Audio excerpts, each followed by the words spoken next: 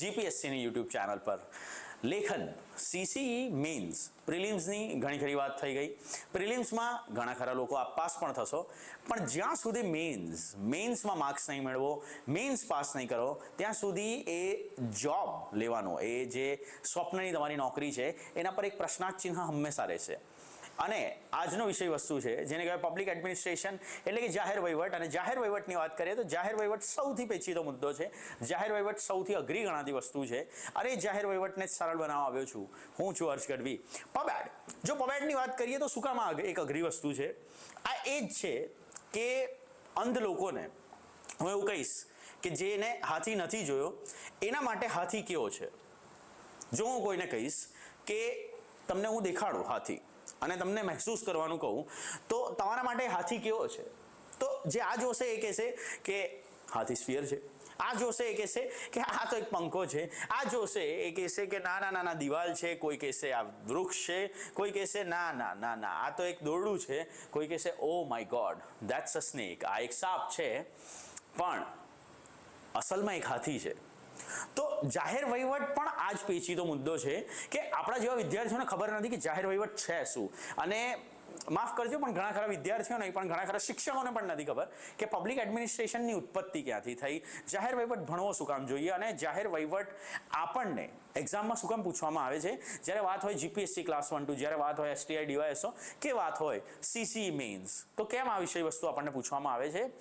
આની ઉત્પત્તિમાં થોડા અંદરમાં ઘસીએ ને તો એ અંદર જતા મને ખબર પડે કે મહદઅંશે આ તમામ વાક્ય, આ તમામ વિષયનો ઉદ્ભવ થયો છે એક વ્યક્તિના લખાયેલા નિબંધથી. ક્યારેય તમે વિચારી શકો કે એક વ્યક્તિ એક નિબંધ લખશે અને નિબંધમાંથી એક આખો વિષય ઉત્પન્ન થશે? કોણ છે એ વ્યક્તિ? જો તમને ખબર હોય તો કમેન્ટ ડાઉન બિલો. તમારા કમેન્ટની હું આતુરતાથી રાહ જોઉં છું. જો કોઈને ના ખબર હોય તો તમે ગૂગલ કરીને પણ જોઈ શકો છો. હું તમને કશે ને કશે એક પ્રેરણા આપું છું. હું તમને થોડો ફોર્સ કરું છું કે તમે ગૂગલનો યુઝ કરો, તમે સારા પુસ્તકોનો યુઝ કરો. યુટ્યુબ જેમાં એક ઓપન સોર્સ છે જેમાં સારા શિક્ષકો ભણાવે છે, એ શિક્ષકોનો મદદ લો, એનો સહારો લો અને પછી પોતાની નોટ્સ, પોતાની વિષય જાતે તૈયાર કરો. કારણ કે હવે મેન્સ આવી રહી છે મિત્રો, અને મેન્સની જ્યારે વાત કરીએ ત્યારે મેન્સમાં જાહેર વહીવટમાં કેવી રીતે લખાશે એ જણાવવા હું આવ્યો છું. હા, જ્યારે ડીઆઈસીએસની વાત કરો અને એમાં પણ ડીઆઈસીએસમાં જ્યારે મને કોઈક જોબ રોલ આપવામાં આવી છે કે વિદ્યાર્થીઓને મેન્સ માટે તૈયાર કરવા, તો નિશ્ચિતપણે તમે આવનારા દરેક સેશન મારા જોજો અને એમાં હું તમને એક સારો આન્સર અને સચોટ આન્સર કેવી રીતે લખવો જોઈએ મેઇન શ્રેણીનો એ હું સમજાવીશ. પણ આપણી વિષય વસ્તુ ચાલશે કેવી રીતે? યુઝ્યુઅલી જો પબેડની વાત કરીએ કે ફોર ધેટ મેટર કોઈ પણ સબ્જેક્ટની વાત કરીએ તો પહેલાં હું તમને આમાંથી સિલેક્ટેડ ટોપિક બતાવું, આ ટોપિક્સ ભણાવીશ. એ ટોપિકને લગતા જીપીએસસી ક્લાસ 1-2, જીપીએસસી ક્લાસ 1-2માં પબેડને લગતા કેવા પ્રશ્નો પૂછાયેલા છે. લાઇકવાઇઝ એસટીઆઈ હોય, સ્ટેટ ટેક્સ ઇન્સ્પેક્ટર, કે ડીવાયએસઓ હોય કે પછી પીઆઈ હોય, આ બધામાં એક વિષય તરીકે પબેડને કેવી રીતે પૂછાયું છે, આ એક વિષય છે. તો પબેડ કેવી રીતે અહીંયા પૂછાય છે? હા, ક્લાસ 1-2માં મહદઅંશે થોડા પ્રશ્નો વધારે વિસ્તૃત રૂપમાં પૂછશે, થોડા પ્રશ્નો વધારે ડિસ્ક્રિપ્ટિવ હશે. પણ અહીંયા જો ક્લાસ 3ની વાત કરીએ તો ક્લાસ 3માં એ મહદઅંશે સ્ટેટિક પ્લસ કરંટ અફેર આની સાથે જોડાયેલા બને છે. સીસી જ્યારે આ ફોર્મેટ નવું આવ્યું છે, સીસી મેન્સ, આ એક્ઝામ જ પ્રથમવાર લેવાય છે, તો આપણે શું કરીશું? આપણે પબેડને એઝ અ સબ્જેક્ટ ભણીશું. આપણે યુપીએસસી પણ જ્યારે પબેડ અને ગવર્નન્સમાંથી ક્વેશ્ચન પૂછે છે તો એનો થોડો પ્રેરણારૂપ સ્ત્રોત લઈશું. જીપીએસસી ભૂતકાળમાં જે પણ પૂછ્યા છે એ હું તમને સોલ્વ કરાવડાવીશ. એસટીઆઈ ડીવાયએસઓમાં જેટલા પૂછ્યા છે એટલા હું તમને સોલ્વ કરવા આપીશ. તમે જુઓ છો આ રમતમાં આપણે કેટલા સચોટ રીતે આગળ વધીશું. યુપીએસસીમાંથી આપણે ટોપિક લઈશું. પબેડ એઝ અ સબ્જેક્ટમાં મહદઅંશે તમારા સિલેબસમાં કયા ટોપિક છે એ હું પકડીશ.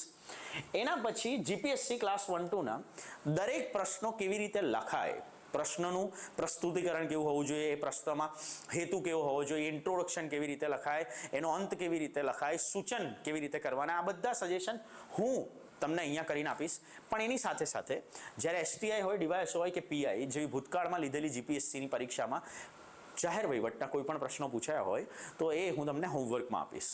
તમારે શું કરવાનું છે, તમારે એ પ્રશ્નો મને મોકલી આપવાના છે અને હું ચેક કરીશ અને ચેક કરીને તમને વળતો પ્રત્યુત્તર આપીશ કે આમાં કશે ને કશે આ મુદ્દા સારા હોઈ શકત. જો તમારો પ્રશ્ન સચોટ હશે તો હું તમને ફૂલ માર્ક્સ આપીશ, જો નહીં હોય તો હું મારા લગતા સૂચન ત્યાં લખી આપીશ. બસ આ અથાગ મહેનત, આ ડિસિપ્લિન અને દર અઠવાડિયે જ્યારે જ્યારે મારો સેશન આવે ત્યારે આપની આતુરતાથી રાહ અને સાથે સાથે એક નાની લાઈક, આના માટે આપણે પ્રયત્ન ચાલુ કરીએ છીએ. આજે શરૂઆત કરીએ પબેડની. અને જે વ્યક્તિ કે જેમને એસે લખ્યો અને આ વિષયની ઉત્પત્તિ થઈ, પણ ખાલી પબેડ નથી ભણવાનું, આપણે ભણવાનું છે અહીંયા જેને કહેવાય પોલિટિકલ સાયન્સ, જેને કહેવાય પબ્લિક એડમિનિસ્ટ્રેશન. હવે પબ્લિક એડમિનિસ્ટ્રેશન એ તમારી વિષય વસ્તુ નથી. જો વિદ્યાર્થીઓ, હું પહેલાં પણ કહું છું કે હું એક બહુ ઓર્થોડોક્સ શિક્ષક છું, એટલે પ્રોપર વેમાં હું જ્યારે પણ ભણાવું છું I just need this stylus. આ પેન જોઈએ છે મને મારું બ્લેકબોર્ડ જોઈએ છે અને પછી હું એક વિષય વસ્તુ લઈને ભણાવવાનું ચાલુ કરીશ. હા, મારી સ્ટાઇલમાં મહદઅંશે એક સ્લાઇડ નહીં આવતી હોય, અહીંયાથી એક ઉડતો પંખો નહીં આવતો હોય કે કોઈ ચોપડી નહીં બહાર નીકળતી હોય. હા, આકર્ષક નહીં હોય પણ સચોટ જરૂર હશે, તમને એક્ઝામમાં જરૂર કામ લાગશે. તમે ગેમ સમજો કે પોલિટિકલ સાયન્સ અને પબેડ આ બંને અલગ અલગ છે. પબેડની સાથે જે તમને ગવર્નન્સ પૂછવામાં આવે છે આ પણ અલગ અલગ છે. સહેજ પણ ચિંતા ના કરો. આ શું છે? આ એક રાજનૈતિક વિજ્ઞાન છે, રાજનીતિનું વિજ્ઞાન જેને કહેવાય. આ શું છે? આને તમે ગુજરાતીમાં કહો છો જાહેર વહીવટ. આ શું છે? આને કહેવાય શાસન. અને લાસ્ટમાં જે તમે ઘણા ખરા વિદ્યાર્થી ઓલરેડી વાંચીને આવ્યા છો જેને કહેવાય ઇન્ડિયન પોલિટી. શું કામ? પોલિટી એક બીજો સબ્જેક્ટ છે પણ જેમાંથી તમે જેનો અભ્યાસ કરો છો જેને કહેવાય ઇન્ડિયન પોલિટી, અને પોલિટીને કહેવાશે રાજ્ય વ્યવસ્થા, અને ઇન્ડિયન પોલિટીને કહેવાય છે ભારતીય રાજ્ય વ્યવસ્થા. એ ભારતીય રાજ્ય વ્યવસ્થા પર ઘણા ખરા મેં વિડીયો 8 કે 10 એવા વિડીયો જેમાંથી 5 મુકાઈ ચૂક્યા છે DICSની GPSCની ચેનલ પર, તો અવશ્ય જોજો, જેનાથી તમને ખબર પડશે કે ભારતની રાજ્ય વ્યવસ્થા ચાલે છે કેવી રીતે. હવે આ 4 સબ્જેક્ટમાં ખાસ કરીને જે એક બિગર અમ્બ્રેલા છે, બિગર અમ્બ્રેલા એટલે સૌથી મોટી જે છત્રી છે એને કહેવાય પોલિટિકલ સાયન્સ. એ પોલિટિકલ સાયન્સની નીચે એક ભાગ પડે છે જેને હું પબેડ કહી શકું, એની નીચે એક બીજો ભાગ પડે છે જેને હું પોલિટી કહી શકું, એની નીચે એક ત્રીજો ભાગ પડે છે જેને હું શાસન ગવર્નન્સ પણ કહીશ. તો સૌથી પહેલા એક સમજો કે વિજ્ઞાન શું છે, વિજ્ઞાન એક વિષય વસ્તુ શું છે. તો યુઝ્યુઅલી આપણે બધા જ અભ્યાસ કરીએ છીએ ત્યારે સાયન્સ, આર્ટ્સ અને કોમર્સ આવી રીતે આપણે અભ્યાસ કરતા હોય છે, જેમાં વિજ્ઞાન, કોમર્સ અને આર્ટ્સ આના વચ્ચે ફરક શું છે? જો જ્યારે વિજ્ઞાનની વાત કરીએ ને તો વિજ્ઞાન એક ચોક્કસ સિદ્ધાંતો પર કામ કરે છે, અને સિદ્ધાંત એટલે વિજ્ઞાનમાં ફેક્ટ્સ હોય અને એની સાથે સાથે અમુક ફંડામેન્ટલ્સ હોય, એના પ્રિન્સિપલ્સ હોય, અને પ્રિન્સિપલ પ્રમાણે જ આ તમામ કાર્ય થતા હોય. તો તમે BSc લઈ લો, તમે MSc લઈ લો કે તમે એન્જિનિયરિંગ લઈ લો, આ બધી સાયન્સ ફિલ્ડના જેટલા પણ છે આ ચોક્કસ સિદ્ધાંત પર ચાલતા છે. પણ એ જ એની સરખામણીએ તમે કોમર્સની વાત કરો તો આ એક વાણિજ્ય છે. વાણિજ્ય એટલે આ મહદઅંશે પૈસાની વાત કરશે, વ્યવહારની વાત કરશે, આપલેની વાત કરશે. પણ જ્યારે એક આર્ટ્સની વાત કરો તો આર્ટ શું છે? આર્ટ એ આ બધા જ પ્રિન્સિપલનું એપ્લિકેશન છે. આર્ટ શું છે? આર્ટ એક વિચારશીલ છે. આર્ટ શું છે? આર્ટ એ તમારા ચોક્કસ લીધેલા વિચારધારાના વિચારો ઉપર લેવાયેલા નિર્ણયો છે. એટલે ત્યાં હંમેશા વાત કરીશું ને એટલે ફિલોસોફીની વાત થશે, સાયકોલોજીની વાત થશે, ઇંગ્લિશ લિટરેચરની વાત થશે, ગુજરાતી લિટરેચરમાં અલગ અલગ તત્વચિંતકો આવશે એમની વાત થશે. તો આ બધું આપણે વિભિન્ન રીતે ભણીએ છીએ. પણ એમાં જો હું વાત કરું તો આ રાજનૈતિક વિજ્ઞાનમાં આ બધું જ કેવી રીતે સમાવી શકાય? તો આ બધામાં જે પોલિટિકલ સાયન્સમાં જે પણ ચોક્કસ પ્રકારે મારા સિદ્ધાંતો છે એ સિદ્ધાંતોમાં આજે હું તમને કહું કે ભારતીય રાજ્ય વ્યવસ્થા શું છે. તો ભારતીય રાજ્ય વ્યવસ્થા તમને ખબર છે કે ભારતીય રાજ્ય વ્યવસ્થા એક ચોક્કસ પ્રકારે ચાલતું તંત્ર છે. સર સમજ ના પડી, હું સમજાવું તમને કે અહીંયા હું જો 3 સબ્જેક્ટને ડિવાઈડ કરીશ તો પોલિટી, રાજ્ય વ્યવસ્થા છે શું? રાજ્ય વ્યવસ્થા જો ભારતની વાત કરો તો ભારત ચલાવે છે કોણ? ભારત કોણ ચલાવે? Who rules the country, who governs the country. તો જ્યારે ચલાવવાની વાત થાય ત્યારે એક જોગવાઈ આવશે જેને કહેવાય પ્રેસિડેન્ટ, જેને આપણે કહીએ છીએ રાષ્ટ્રપતિ. એક બીજી જોગવાઈ આવશે જેને કહેવાય પ્રાઇમ મિનિસ્ટર, જેને આપણે કહીએ છીએ પ્રધાનમંત્રી. એક બીજી જોગવાઈ આવશે જેમાં પ્રધાનમંત્રી, કાઉન્સિલ ઓફ મિનિસ્ટર, જેને આપણે કહીએ છીએ મંત્રીમંડળ. તો આ બધા જ કોણ છે? આ એક તંત્ર છે. અને એ તંત્રમાં જેવી રીતે મેં પહેલા પણ કીધું કે આ ટ્રાયપાર્ટી છે, જેમાં એક ધારાસભા છે. ધારાસભા એટલે કાયદો બનાવવાવાળી એક સભા છે જેને તમે કહો છો સંસદ. અહીંયા કોણ છે? અહીંયા કારોબારી સદસ્યો છે. જે કારોબારી સદસ્યો આ કાયદાનો અમલ કરે છે. અહીંયા કોણ છે? આ ન્યાયતંત્ર છે. તો આ સમગ્ર જે તંત્ર છે ને, આને કહેવાય પોલિટી, આને કહેવાય ભારતીય રાજ્ય વ્યવસ્થા. પણ જ્યારે હું એમાં જ ગવર્નન્સની વાત કરું, ગવર્નન્સ, તો ગવર્નન્સ એટલે શું? શાસન. અને શાસન એટલે શું? શાસનના વિભિન્ન પ્રકારો.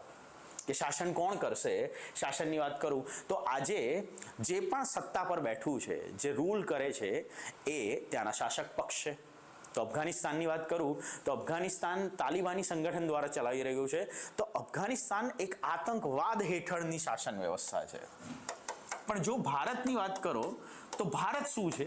ભારત મહદઅંશે કોઈ ચોક્કસ વિચારધારા નહીં, પણ ભારત લોકશાહીને અપનાવે છે.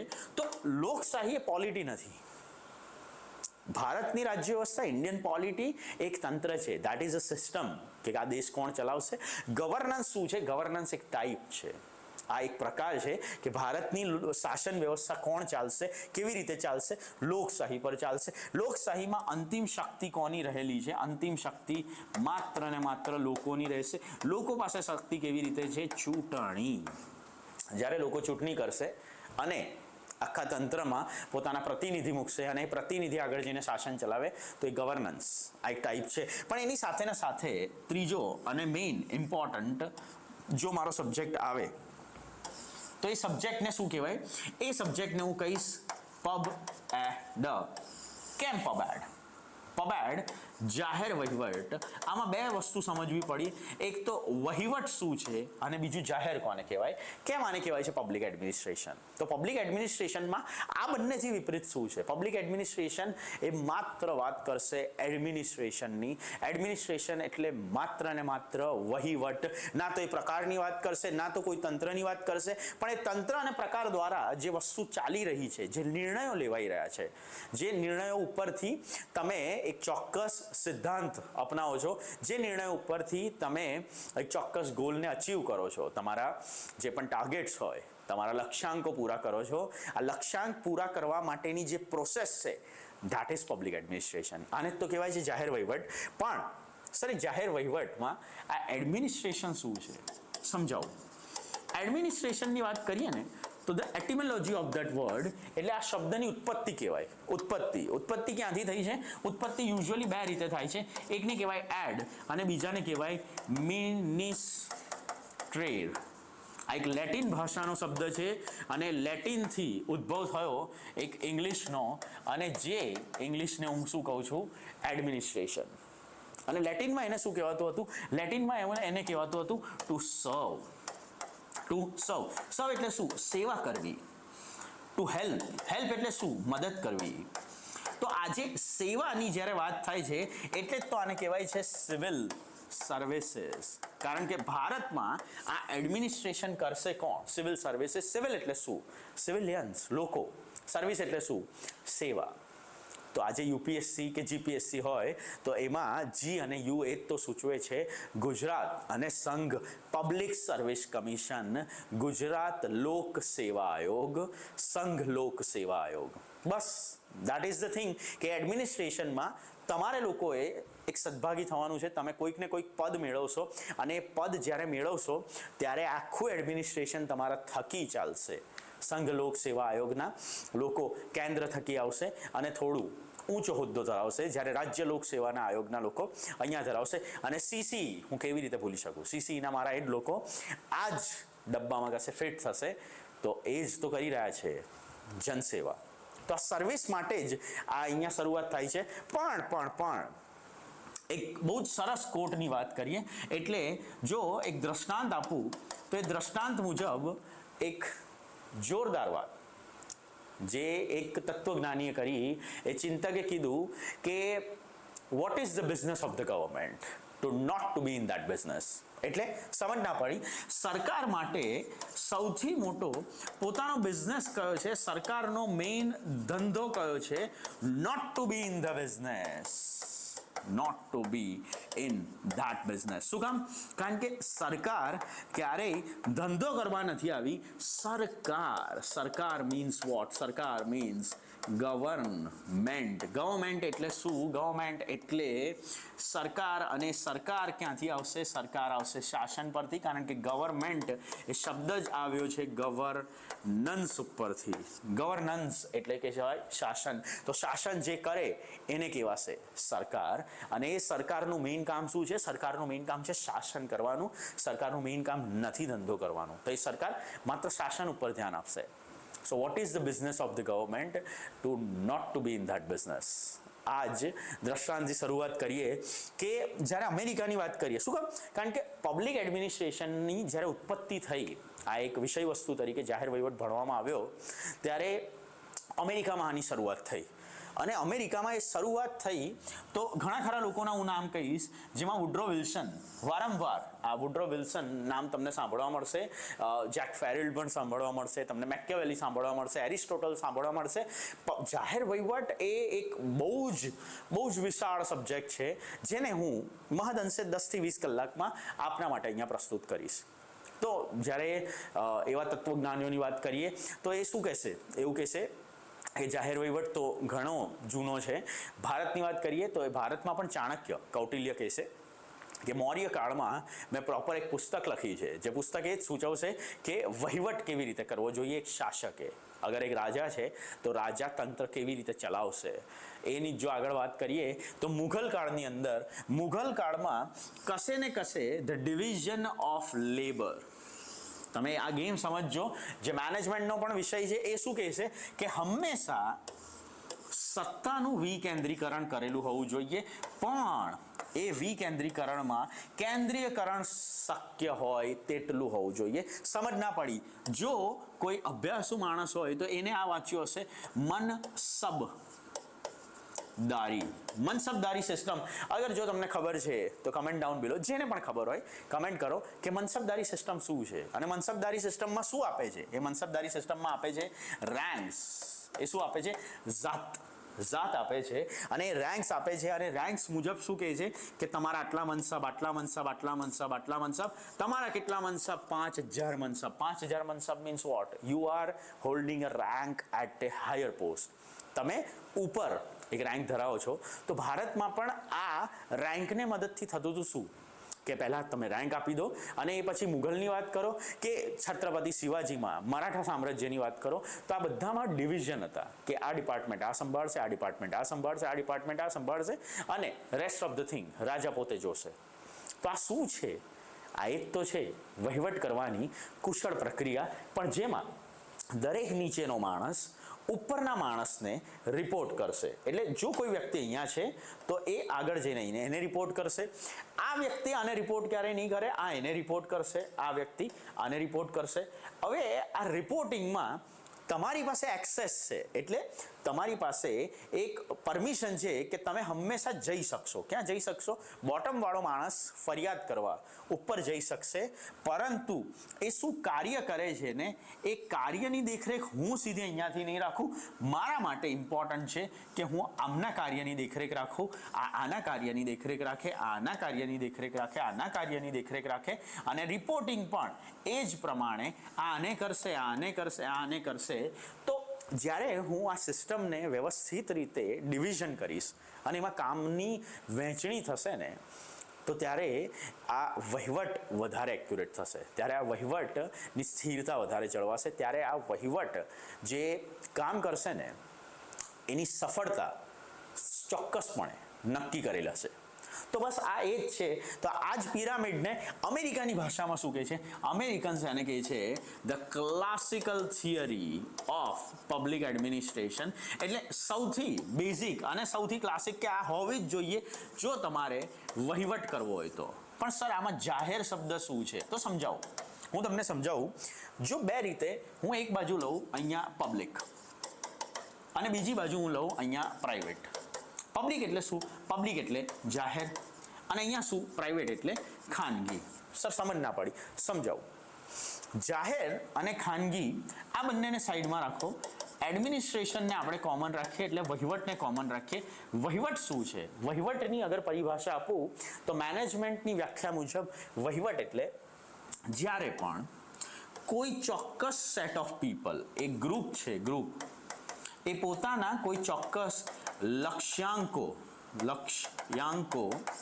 પ્રાપ્ત કરવા માટે, એટલે તમારા જે પણ ગોલ્સ છે, ગોલ, આ ગોલને પ્રાપ્ત કરવા માટે જો બધા જ એક સાથે પ્રયત્નશીલ હોય, બધા જ એક સાથે પ્રયત્નશીલ છે, તો આને કહેવાશે વહીવટ. હમણાં શું કીધું કે લેટિન ભાષાના એ શબ્દ પરથી ઉતરી આવ્યો છે, પણ એની એ ઉતરી આવ્યો છે. ઉત્ક્રાંતિ જો જોઈએ તો આ શબ્દની અલગ અલગ જગ્યાએ થઈ છે, જેમાં અત્યારે મેનેજમેન્ટ એને કહે છે કે એડમિનિસ્ટ્રેશન મીન્સ વોટ? એડમિનિસ્ટ્રેશન એટલે એક ચોક્કસ સમૂહ, કે એ પછી સંસ્થાનો હોય કે વ્યક્તિઓનો હોય કે એક ચોક્કસ ફેમિલી હોય, જો પોતાનો એક ગોલ નક્કી કરે અને એ ગોલની અંદર પોતે જ જાતે પ્રયત્નશીલ છે અને એ પ્રયત્ન પછી એ ગોલ એમને અચીવ થાય, તો આને કહેવાય વહીવટ. જો એ અચીવમેન્ટમાં મારે ખર્ચ ઓછો કરવો છે, એટલે ઓછા ખર્ચે આ ગોલને અચીવ કરવો છે, તો એને જ તો કહેવાશે મેનેજમેન્ટ. એટલે તો લોકો કરી રહ્યા છે MBA, કારણ કે ખાનગી સંસ્થાનો જે તે પણ ગોલ હોય, આમના ગોલમાં છેલ્લે પ્રોફિટ એટલે કે નફો વધારે આવશે. બસ એટલે જ આ વિષયની ઉત્પત્તિમાં અમેરિકા સંકળાયેલું છે. શું કામ?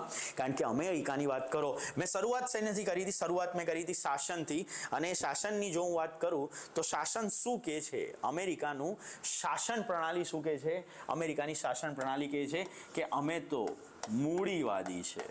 મૂડીવાદી એટલે અમારી વિચારધારા શું છે? અમારી શાસનની વિચારધારા છે પૈસો, સબસે બડા રૂપિયા, પૈસો પૈસો પૈસો, બધા જ ઉત્પાદનના સાધનો બજાર પર છોડ દો, અને બજાર નક્કી કરશે કોને શું મળશે અને શું નહીં મળે. અને જ્યારે બજાર પર છોડીશું એટલે એ બજારમાં આવે છે કોણ? એ બજારમાં આવે છે ખાનગી સદસ્ય. અને ખાનગી સદસ્ય શું કરશે? ખાનગી સદસ્યો માત્ર ને માત્ર નફાની વિચારસરણી ભોગવશે. અને નફો શું છે? નફો એટલે પૈસા. તો સર જો એક બધા એ કરશે તો લોકોનું કલ્યાણ કોણ કરશે?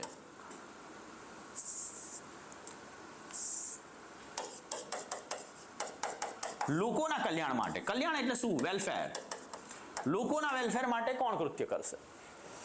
બસ જો એ લોકો છે, દેટ મીન્સ પબ્લિક, એટલે જાહેર લોકોના કલ્યાણ માટે જે પણ વહીવટ થાય, that is my public administration. સમજ પડી ગઈ? સમજ પડી તમને હું શું કહેવા માંગુ છું? કે પબ્લિક એડમિનિસ્ટ્રેશનની ઉત્પત્તિ કશે ને કશે આ યુએસના જળમૂળમાં રહેલી છે. અને એક વાલા પ્રેસિડેન્ટ મારા આવશે અને પ્રેસિડેન્ટ કહેશે કે અમેરિકાની વાત કરીએ ને તો અમેરિકામાં અલગ અલગ પ્રેસિડેન્ટ આવ્યા, અને અલગ અલગ પ્રેસિડેન્ટમાં ઘણા ખરા 7મા એક પ્રેસિડેન્ટ હતા. જો કોઈને નામ યાદ હોય તો કમેન્ટ ડાઉન બિલો. હું તમને કહું, એમને એક સિસ્ટમ બનાવી, જે સિસ્ટમને કહેવાય સ્પોઇલ સિસ્ટમ. સ્પોઇલ સિસ્ટમ શું કહે છે? સ્પોઇલ સિસ્ટમ એટલે એક પેટ્રોનેજ સિસ્ટમ છે. સમજાવું, જેને તમે તદ્દન ગુજરાતીમાં કહો છો ભાઈ ભતીજાવાદ. ભાઈ ભતીજાવાદ એટલે સમજાવું. અમેરિકામાં 7મા પ્રેસિડેન્ટથી થોડા કૌભાંડ વધ્યા, અને આ જો કૌભાંડની વાત કરીએ તો મહદઅંશે આ કૌભાંડ રાજનીતિ અને નોકરિયાત વર્ગ સાથે મળીને કરી રહ્યું હતું. એટલે એક બાજુ મારી પાસે છે પોલિટિક્સ અને બીજી બાજુ મારી પાસે છે બ્યુરોક્રસી, અને આ બંને that goes hand in hand, અને સાથે મળીને કૌભાંડ કેવા થયા? કોઈકે એવું કીધું કે જો ચૂંટણીમાં અમે તમને જીતાડી આપીએ તો તમે શું કરશો? તમારો પેલો પિરામિડ બન્યો ને, એમાં કોઈ પણ એક લેયર મને આપી દેજો. સેમ વસ્તુ બ્રિટિશરોએ પણ ભારતમાં એવી જ રીતે પગપેસારો કર્યો. અને મુગલની વાત કરીએ તો મુગલમાં પણ એ પિરામિડ જે આની પહેલા મેં તમને સમજાયો, એ શું કહે છે? એવું કહે છે કે રાજનીતિ ક્યાં થાય છે? રાજનીતિ અહીંયા થાય છે ટોપ પર. રાજા કોણ છે? રાજા અહીંયા છે, અને રાજા અહીંયાથી શાસન કરે છે, પણ વહીવટ ચલાવવા માટે એને આ સ્ટેજીસ જોઈશે. અને અમેરિકામાં શરૂઆત થઈ કે જો પ્રેસિડેન્ટ, કારણ કે પ્રેસિડેન્ટ કોણ છે? જનતા દ્વારા ચૂંટાયેલો સીધો જ વ્યક્તિ, અને એ ચૂંટાઈને અહીંયા ટોપ પર જશે, અને ટોપ પર ગયેલો માણસ શું કરશે? પોતાના ઓળખીતા લોકોને વચ્ચે વચ્ચે વચ્ચે વચ્ચે ઘુસાડે. તો આ વહીવટ અને રાજનીતિ બંને સાથે ચાલશે. અને જો બ્યુરોક્રસીની વાત કર્યો તો બ્યુરોક્રસીમાં જ્યારે આવી રીતે પોતાની ઓળખાણના આધારે પોતાને લગતા ફાયદા મુજબ જો પ્રયત્નો કરવાના થાય તો બસ આ એ જ તો છે કે આ સ્પોઇલ સિસ્ટમ એટલે પેટ્રોનેજમાં ઓળખાણ થકી વહીવટમાં ઘૂસવાનું.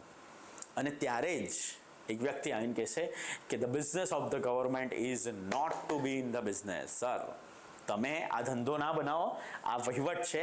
અને એટલે જ આગળ જઈને તમને જેક ગેરફિલ્ડ કહેશે કે જો વહીવટની વાત કરો કે બ્યુરોક્રસીની વાત કરો તો બ્યુરોક્રસી એકચ્યુઅલીમાં છે શું? બ્યુરોક્રસી આ એક એવી વસ્તુ છે, it is exactly like a machine. અને મશીન શું છે? એ મશીનમાં ક્યારેય ઇમોશન નહીં હોય. મશીન હંમેશા કાયદાથી કામ કરશે. હવે તમે આ ગેમ સમજો કે તમે કોઈ જગ્યાએ એક પીઆઈ છો, તમે કોઈ જગ્યાએ એક ડીવાયએસપી છો, તમે ડેપ્યુટી કલેક્ટર છો, તમે એની સાથે સાથે મામલતદાર કે તલાટી છો. હવે તમને ક્યારે પણ ઈચ્છા થશે, ભાવના જાગી છે તો એ ભાવનાત્મક નિર્ણય લેવાની ઈચ્છા થશે કશે ને કશે, પણ તમે કાયદા બહાર નહીં જઈ શકો. શું કામ? કારણ કે એ જ પિરામિડ આગળ જઈને શું શીખવાડે છે કે ભારતની અંદર કાયદો કોઈ અન્ય વ્યક્તિ બનાવે છે, ભારતની અંદર એનો અમલ કોઈ અન્ય વ્યક્તિ કરે છે. અને એ જ ભારતમાં જો તમે આ સિસ્ટમની વાત કરો તો આ બંને ભેગા થઈને ન્યાય ના આપે ને તો ન્યાયતંત્ર તમને બચાવવા માટે આવશે. તો જાહેર વહીવટ છે ને થોડો ઊંડો સબ્જેક્ટ છે, પણ એ ઊંડાણની શરૂઆત આપણે આવી રીતે કરી શકીએ કે જાહેર વહીવટ મહદઅંશે આ લોકોના કલ્યાણ માટે કાર્ય કરશે, અને જ્યારે આ મહદઅંશે નફા માટે કામ કરશે. અને જો પબેડની વાત કરું તો એ પબેડની ઉત્પત્તિ ડેફિનેટલી જેવી રીતે મેં તમને કીધું અમેરિકાથી તો થઈ જ છે, પણ શું આપણને ચિંતકો પૂછાશે જે અમેરિકાના છે? પૂછાઈ પણ શકે, ના પણ પૂછાય. હું શું કરીશ, હું તમને જે પણ નોટ્સ આપીશ કે હું તમને અહીંયા લેક્ચરમાં જે પણ ભણાવીશ એમાં મહદઅંશે કશે ને કશે એ નોટ હશે, એ પેટર્ન હશે, એક સિસ્ટમ હશે. જો આજે કોઈ આ વસ્તુ લખવી છે જે પિરામિડવાળી સિસ્ટમ કીધી તો તમે લખી લો. મારું સ્ટાઇલસ પડી ગયું છે, પેન એ હું લઈને આવું છું.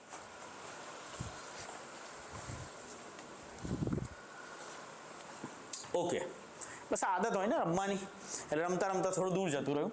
ઓકે, આ સિસ્ટમમાં આ સ્ટેજીસ છે, અને સ્ટેજીસ શું સૂચવશે? સ્ટેજીસ સૂચવશે કે વહીવટ કેવી રીતે ચાલશે.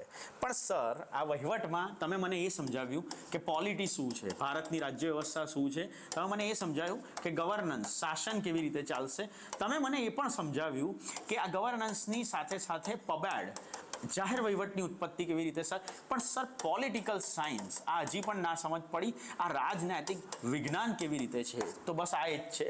મેં તમને હમણાં જ કીધું કે તલાટી છે કે મામલતદાર છે એ કાયદા બહાર ક્યારે નિર્ણય નહીં લઈ શકે.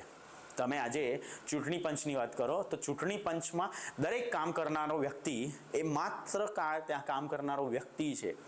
એની ખુદની પણ વિચારધારા હશે, એને પણ ગમતા પક્ષ હશે, એ પણ કોઈક એક ધર્મનો હશે, એ પણ ઈચ્છે કે આ પાર્ટી જીતે, પણ તમે કૃત્ય નહીં કરી શકો. શું કામ? કારણ કે બ્યુરોક્રસી અને પોલિટિક્સ જેટલા પોતાનાથી વિભાજિત થયેલા હોય ને એટલી જ આ વહીવટની કાર્યવાહી સચોટ અને સંપૂર્ણ રીતે ચાલશે.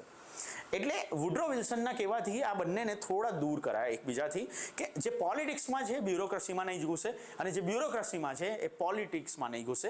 Exactly that is the thing કે ભારતમાં જો એક રાજ્ય, એક સ્ટેટની સિસ્ટમ હોય તો એ સ્ટેટની સિસ્ટમમાં સૌથી નાનો એકમ એટલે ધેટ ઇઝ ધ યુનિટ. શું છે? એક રાજ્ય. રાજ્ય એટલે શું? રાજ્ય એટલે એક ચોક્કસ ભૌગોલિક વિસ્તાર, અને ભૌગોલિક વિસ્તારમાં એકમ સૌથી નાનો, જેની વાત હું પોલિટીમાં પણ ઘણી વખત કરું છું, પણ વહીવટમાં ઘણી અગત્યની છે કે એક ગામ આવશે, એના પછી આવશે એક તાલુકો, એના પછી આવશે એક જિલ્લો, એના પછી આ જિલ્લાની વાત કરો તો જિલ્લા બે રીતે પણ વહેંચાયેલા હોય છે. ઘણી વખત એક શહેર હોય છે અને ઘણી વખત એ જિલ્લાનો ગ્રામ્ય વિસ્તાર હોય છે. આગળ જઈને વાત કરો તો એક જિલ્લામાં એક રાજ્ય આવશે ગુજરાત નામનું, અને આગળ જઈને વાત કરો તો એક રાષ્ટ્ર આવશે જેમાં હશે એક પીએમ. શું છે? આ આખો હિસ્સો મારો છે ચૂંટાયેલા પ્રતિનિધિઓનો. ચૂંટાયેલા પ્રતિનિધિ એટલે સર એ જ છે ને, પોલિટિક્સ અને બ્યુરોક્રસી આ બંને અલગ રાખો. જો તમારે સારી રીતે જાહેર વહીવટ ચલાવવું છે, public administration, it has to be good in hands. જો એ વ્યવસ્થિત રીતે ચલાવવું છે ને તો રાજનીતિને અને વહીવટને અલગ રાખો. જો આ બ્યુરોક્રસી અલગ રહેશે ને તો જ એ બ્યુરોક્રેટ પોતાના હિતમાં નહીં, રાષ્ટ્રના હિતમાં ડિસિઝન લઈ શકશે. જો આ બંનેમાં કાયદા બનાવવાવાળા કે નિર્ણય લેવાવાળા આ બંને અલગ હશે. એટલે ગેમ સમજો કે આજે ગામમાં ચૂંટાયેલો પ્રતિનિધિ છે સરપંચ, અને એ જ ગામમાં નિમાયેલો પ્રતિનિધિ જેને કહેવાય સિલેક્ટેડ. સિલેક્ટેડ એટલે નિમાયેલા અથવા નોમિનેટેડ પણ કહેવાય કે આ વ્યક્તિઓ એવા છે કે જે સિલેક્ટ થયા છે. અને અહીંયા સિલેક્ટ કોણ થાય છે? એક્ઝામ આપીને થાય છે તલાટી. અહીંયા કોણ થાય છે? જીપીએસસી આપીને થાય છે મામલતદાર. અહીંયા કોણ થાય છે? એ જિલ્લાની વાત કરો તો ગ્રામ્ય કક્ષાએ અહીંયા સિલેક્ટ થાય છે ડીએમ, જેને કહેવાય જિલ્લાધિકારી. અને શહેરની વાત કરો તો શહેરમાં આવશે મ્યુનિસિપલ કમિશનર, જે પણ મહદઅંશે એક આઈએએસ જ હોય છે, પણ સિનિયર આઈએએસની થોડો અપર સ્કેલ હોય છે. અને ગુજરાતની વાત કરો તો ગુજરાત કોણ ચલાવશે? રાજ્યપાલ ચલાવશે. પણ અહીંયા કેવી રીતે ગેમ થાય? અહીંયા પણ તાલુકા પંચાયતનો એક પ્રમુખ હોય. અહીંયા કોણ હોય? ગ્રામ્ય કક્ષાએ એક પ્રમુખ હોય. સર શહેરમાં કોણ હોય? શહેરમાં ચૂંટાયેલો પ્રતિનિધિ મારો મેયર હોય, મેયર. અને ગુજરાતમાં કોણ હોય? એક સીએમ હોય. અને કેન્દ્રમાં કોણ હોય? એક પીએમ હોય, જેની ચૂંટણી તમે હાલ જ કરી. એટલે તમે પીએમની ચૂંટણી નથી કરતા, પણ તમે ભારતમાં પ્રતિનિધિઓની ચૂંટણી કરો છો. આ બધાને શું કીધું કે નિર્ણય તમે લો. એટલે ભારતમાં શું કાર્ય થશે એના સંપૂર્ણ નિર્ણય તમારા હેઠળ ચાલશે. તમારા હેઠળ એટલે સિસ્ટમ સમજો કે જાહેર વહીવટની વાત કરીએ ને તો પબ્લિક એડમિનિસ્ટ્રેશન એ એક્ઝેક્ટલી લાઈક અ પિરામિડ આવી રીતે કાર્ય કરે છે. પણ એ પિરામિડમાં ટોચ અહીંયાથી ચાલુ થાય છે, જેને કહેવાય મંત્રાલય. મંત્રાલય એટલે શું? મંત્રાલય એટલે મિનિસ્ટ્રી. મિનિસ્ટ્રી એડમિનિસ્ટ્રેટ, લેટિન શબ્દની વાત યાદ કરો અને એના પરથી એક શબ્દ ઉતરી આવ્યો છે મિનિસ્ટ્રેશન. તો આ મિનિસ્ટ્રી એક મંત્રાલય છે. એ મંત્રાલયની નીચે શું થશે? મંત્રાલયની અલગ નીચે વિભાગો હશે, જેને ડિપાર્ટમેન્ટ્સ કહેવાય. તો આજે કોઈ પણ મિનિસ્ટ્રીની વેબસાઇટ ખોલશો તો એ વેબસાઇટની અંદર આવી રીતે વિભાગો આપેલા હશે, અને વિભાગોની અંદર અલગ અલગ ડિવિઝન આપેલા હશે, જેને આપણે પાંખ પણ કહીએ છીએ, ઘણી વખતે વિંગ્સ પણ કહેવાય છે, ઘણી વખતે ડિવિઝન પણ કહેવાય છે. હું તમને એક્ઝામ્પલ આપું. હું તમને આજે એનું એક એક્ઝામ્પલ આપું. ભારતની તમે કોઈ પણ વેબસાઇટ ખોલશો તો આ વેબસાઇટની અંદર મહદઅંશે જો હું કોઈ પણ મિનિસ્ટ્રી ખોલું, કઈ મિનિસ્ટ્રી આજે આપણે ખોલીએ? આપણે મિનિસ્ટ્રી ખોલીએ હોમ મિનિસ્ટ્રી. શું કામ? હોમ મિનિસ્ટ્રી ઓફ ઇન્ડિયા, એની આ website ministry of home affair. તો આ મિનિસ્ટ્રી ખોલીશ તો સૌથી પહેલા આ ગૃહ મંત્રાલયની એક મને વેબસાઇટ દેખાઈ, જેમાં અહીંયા ડિપાર્ટમેન્ટ શબ્દ દેખાય છે તમને? ડિપાર્ટમેન્ટ. આ ડિપાર્ટમેન્ટમાં જઈશ તો department of ministry of home affair આવશે. હવે આ કયા વિભાગની અંદર કયા ડિવિઝન છે? તો અહીંયા એક સેકન્ડ ડિવિઝન, જેને આપણે ઘણી વખતે સામાન્ય ભાષામાં, જાહેર વહીવટની ભાષામાં વિંગ્સ પણ કહેતા હોય છે.